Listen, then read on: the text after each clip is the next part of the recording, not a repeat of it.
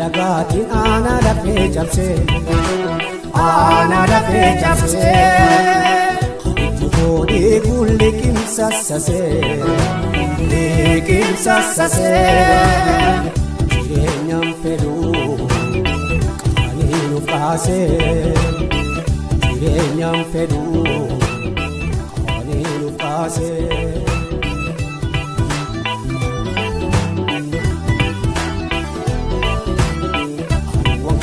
Walqaqadaati jireenya isaanii godhachuu murte. Duraan dursee sagantaa ajaa'ibaa irra qabannee waan dhufnee jirruuf sagantaan sunis torbeetti waan sagantaa guyyaa tokko waan ta'eef hordoftanii akka nu takataataltan takkaa akka nu jala deemtan afaan jeelaatiin dubbachuu osoo hin taane afaan oromootiin akka nu jala deemtan alirraa eegallee dhaamsa waan isinii dabarsinuuf buuftuu shoo jaanii sagantaa kana qopheessine ana Osaamaa Taayirii fi boot maqaan kiyya hanga iddoo dhaladhe san dhaabasan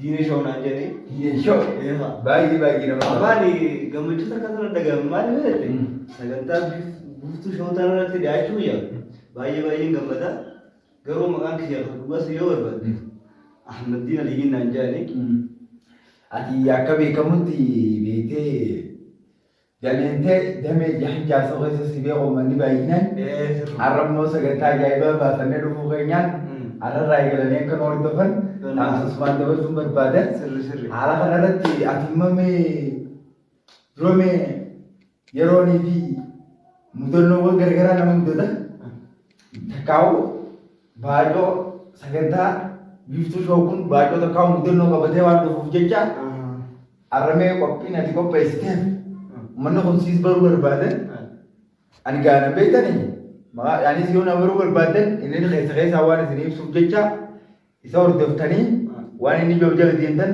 gaaffii teenya asumaan itti fufna haayamee nu tokko taattalaa takkaa'u jala deeman hordofaa isin jedhe. Amma obboleessa kiyya sirri jee saniifuu nu hordofuudha qabdanii jahan jaarsoo tiyuu bocha waan kan san irratti nu hordofaan isiniin jaa torbeetti guyyaa takka isiniif dabarsina qabannee jechuudha sagantaa buuftuu shoo kana anis akka har'aa waan isinii qabadde jira baacoo takka isinii waliin ni taasisa jeetiin adda baacoo sanis gaa kanuma mudannuma nama mudatan keessaa innis gaaf takka jechuudha. Ayyee. Abbaa fi ilmaa fi haadha isaan sadii jechuudha. Ayyee. Manuma tokko keessa waliin jiraatanii ayyee. amma mucaan kun xiqqoo akka toora umrii isaa karaa amal torba saddeetii kanaan ijoollee yeroo sunitti gaaffii dumeessitee abbootii irratti gaaffii gaggaafatee amma abbaanis borcii dhiibee deema beekta. Haatinis ka ulfa garaa qabdi mucaa kanarratti dhaluudhaaf. Hayyee boome. Amma maal jechuudha mucaan numa laala isaan lachuun numa laala ummata biratti ilaalu borcii qabanii haadha fa'aa takka waa akka chaansiitti beekta. Amma guyyaa takka beekta abba ummanti yeetummaa akkana garaa guddataa jiru. Akkana mucaan kun yeroo manatti maalatti yeroo sammu manuma waliin taa'anii gaafataa bara. Ayyee. Amma abba qofa gaafataa beekta.